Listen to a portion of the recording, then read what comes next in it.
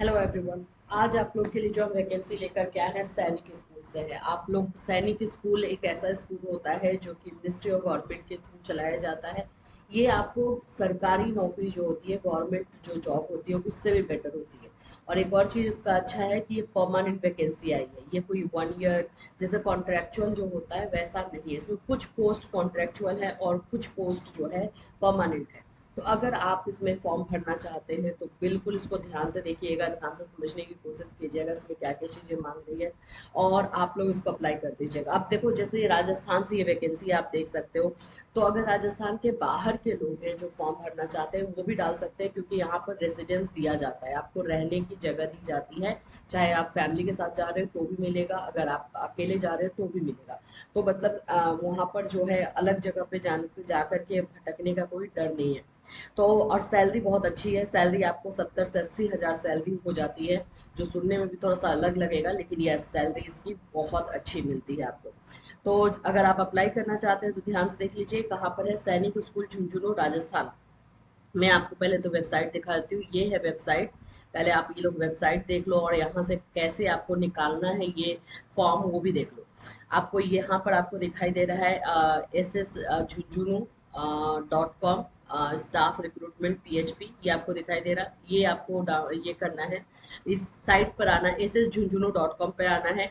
फिर उसके बाद यहाँ पर रिक्रूटमेंट पे आओगे, रिक्रूटमेंट में स्टाफ जो रिक्रूटमेंट है उस पे आओगे और यहाँ पर ये आपको एडवर्टीजमेंट मिल जाएगा।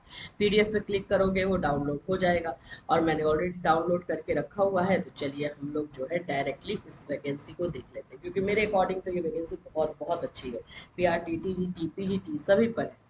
चलो एक एक करके समझते हैं। और हाँ, इसमें कुछ परमानेंट वैकेंसी है, कुछ इसमें जो है आप लोगों का बोल सकते हो कि कॉन्ट्रेक्चुअल है। तो आपको ये बात को देखना होगा, वो लिखा हुआ है हर जगह पे, आपको ज़्यादा टेंशन नहीं लेना है।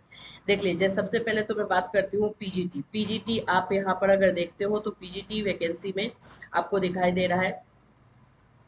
PGT में आपको दिखाई दे रहा है ये रेगुलर पोस्ट पे है। PGT का आपको ये रेगुलर पे मिलेगा, यानी कि ये आपका जो है परमानेंट है। और इसमें जनरल कैटेगरी के लिए है। इसमें क्या मांगेगा भाई, तो मास्टर डिग्री। PGT है तो मास्टर डिग्री आपको मांगेगा और उसके बाद से आपका मास्टर होना चाहिए, साथ साथ में 50% मार्क्स होने चाहिए और B.Ed होना चाहिए। यही चीजें मांगती है और यही चीजें आप पर मांग भी रहा है, कुछ एक्स्ट्रा ऐसा नहीं मांग रहा है। हाँ, अगर आपके पास एक्सपीरियंस है, देख लो, minimum 5 years teaching in residential school. अगर आपके पास एक्सपीरियंस है तो एक्सपीरियंस लगा देना, नहीं है तो भी कोई दिक्कत नहीं है, आप फ्रेशर भी इसमें अप्लाई कर सकते हैं। और इसकी सैलरी पर आ जाते हैं भाई, सैलरी देख लेते हैं। कंप्यूटर नॉलेज भी थोड़ा सा रखना होगा, क्योंकि आपको सारा क्वेश्चन पेपर आजकल बनाना भी पड़ता है, उसी की वजह से उसी तरह से होता है।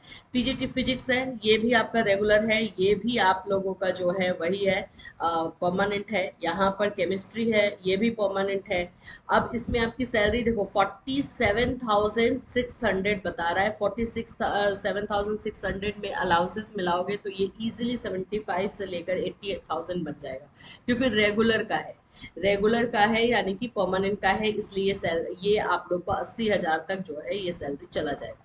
और यहाँ पर एज देख लो तो 21 से 40 साल, यानी 40 साल वाले जो जनरल कैटेगरी के हैं वो भर ही सकते हैं, और बाकी जिनको ये है रिजर्वेशन है वो उनको रिजर्वेशन के अकॉर्डिंग देखना होगा।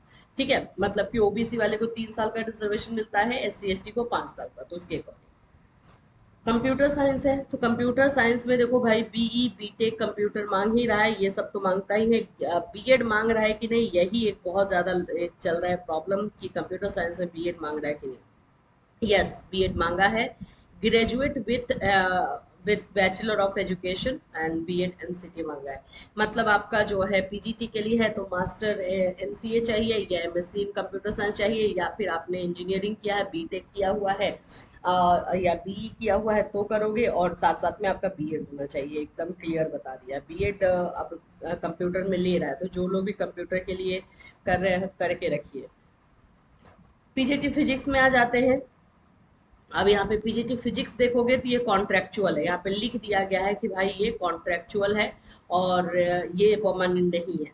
यहाँ पे कॉन्ट्रेक्चुअल जो है उसमें सैलरी 71,400, देख लो मैंने सही बोला था कि जब कॉन्ट्रेक्चुअल में ये 71,400 दे रहा है तो वो वाला जो वैकेंसी है जो आप लोग का रेगुलर है वो 80,000 तक इजीली चला जाएगा।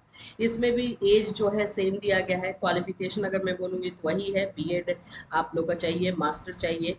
पीजीटी मैथ्स भी कॉन्ट्रेक्चुअल है, पीजीटी केमिस्ट्री भी कॉन्ट्रेक्चुअल है। तो भाई आप लोग खुद देख सकते हो, सैलरी अच्छी खासी है।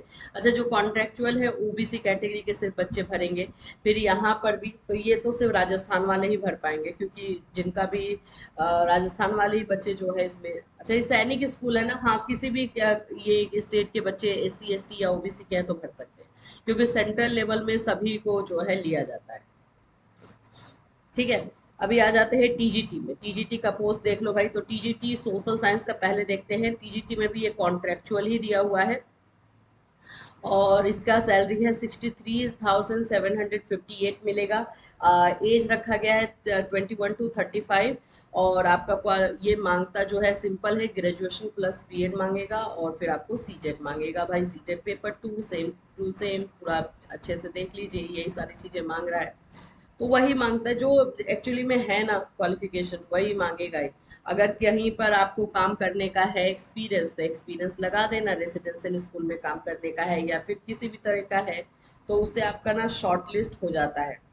पीएम पीटीआई देख लेते हैं, कॉन्ट्रेक्चुअल है ये, और इसमें आपका जो है देख लेते हैं, शुड है मेट्रिकुलेशन पर है, ये भी 63,000 है, और यहाँ पे 50 साल मांग रहा है। तो ये सारे ही जो है वैकेंसीज है। अब देखो, मैं आप लोग को आर्ट मास्टर का है, म्यूजिक टीचर है, ये वाला आपको पीडीएफ कैसे निकालना है मैंने बता दिया है। आप वहाँ से अगर इसके अलावा, टीचिंग के अलावा कोई और पोस्ट पे आप अप्लाई करना चाहते हो तो उसको निकाल के अच्छे तरीके से देख लेना, ठीक है।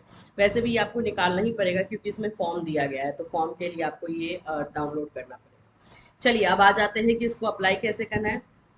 Sainik school rules regulation in work and amended from, ये सब लिखा हुआ है, ठीक है। Contractual, the contractual post are purely for a maximum period of 1 year. Contractual का बता दिया है कि ये 1 ईयर तक का ही रहेगा। ठीक है, आगे चलते हैं। ये रूल रेगुलेशन भी आगे समझा दे रहा है आपको। अप्लाई कैसे करना है, तो यहाँ पर आप लोगों को जो है 250 रुपीज़ का डिमांड ड्राफ्ट लग रहा है। 500 का लगेगा भाई, यही ज़्यादा ले लेता है ये लोग। 500 का यहाँ पर जनरल कैटेगरी ओबीसी कैटेगरी का लगेगा, ठीक है, डिमांड ड्राफ्ट। और 250 का जो है एससी एसटी का जो है लगेगा, जो कि आपको एसबीआई से बनाना है। फेवर ऑफ प्रिंसिपल सैनिक school Jhunjhunu, payable eight SBI collectorate branch Jhunjhunu Rajasthan branch को, इसके फेवर ऑफ इस नाम पे बनाना। ये एड्रेस आप लोग को देख लेना है, क्योंकि ये अप्लाई भी आपको बाई पोस्ट ही करना है, इसलिए। तो डिमांड ड्राफ्ट बना लोगे। लास्ट डेट अप्लाई का है 28 जून, तो टाइम थोड़ा सा है आपके पास, लेकिन फिर भी मैं बोलूँगी लेट मत करना, क्योंकि पोस्ट से आपको भेजना है। Candidates are required to send their application through registered post, सिर्फ पोस्ट से ही आपको भेजना है, एकदम इस बात का ध्यान रख लेना, ठीक है। By hand application will not be accepted, एकदम क्लियर बताया। अब जब भी आप पोस्ट से भेजोगे, जो आपका एनवलप होगा उस पर बता देना कि आप किस पोस्ट के लिए अप्लाई कर रहे हो। पीजीटी के लिए है, टीजीटी के लिए है, जो भी है वहाँ पे आपको लिखना पड़ेगा एनवलप पे। एनवलप जो आप भेजोगे उसके ऊपर लिखा हुआ होना चाहिए। आपको कॉल लेटर जो है आएगा, जो आप उसमें ईमेल आईडी और नंबर डाले हुए रहोगे, उसी पे आपको ईमेल आईडी पे ही भेजा जाएगा, ठीक है। एग्जाम में जो है only short listed candidate who fulfil eligible criteria, तो उन लोगों का जो है रिटन एग्जामिनेशन होगा, यहाँ पे रिटन एग्जाम होगा, स्किल टेस्ट इंटरव्यू होगा, फिर सिलेक्शन होगा, ठीक है। ये सारी चीजें हैं।